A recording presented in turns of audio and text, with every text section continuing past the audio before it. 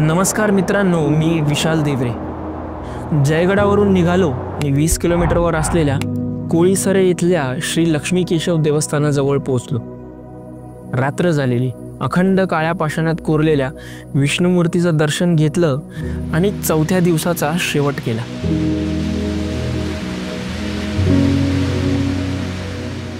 आज कोकण कोस्टल राईडचा 5वा दिवस।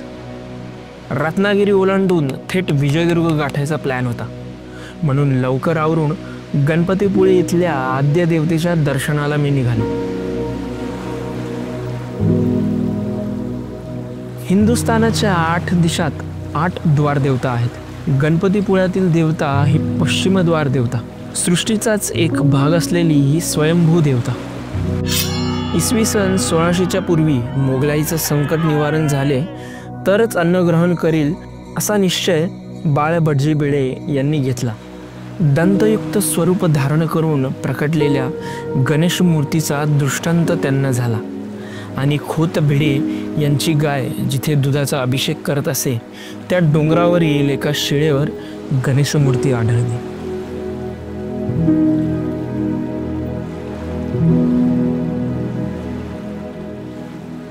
मंदिराच्या मागे गर्द हिरव्या डोंगरांची रांग आहे आणि त्यावर उठून दिसणारं नवे मंदिर स्थापत्य।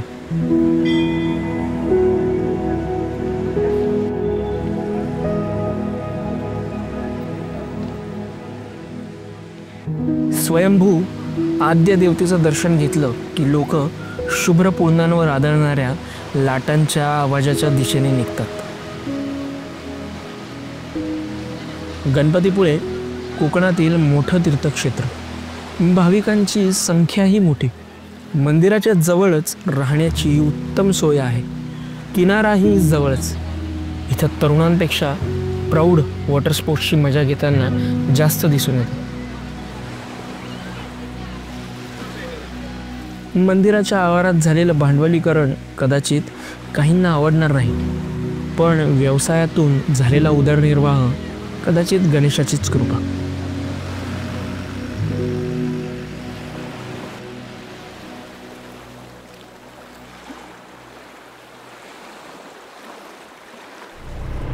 गणपतीपुळेच्या किनारी जास्त वेळ न घालवता पुढे रत्नागिरीकडे मी निघालो। नेक्स्ट एपिसोडमध्ये रत्नागिरीच्या बंदराजवळ असलेल्या रत्नदुर्गला मी भेट देणार आहे। रत्नागिरीबद्दल अधिक जाणून घेण्यासाठी स्टे ट्यून्ड। मी विशाल देवरे, भेटूया लवकरच।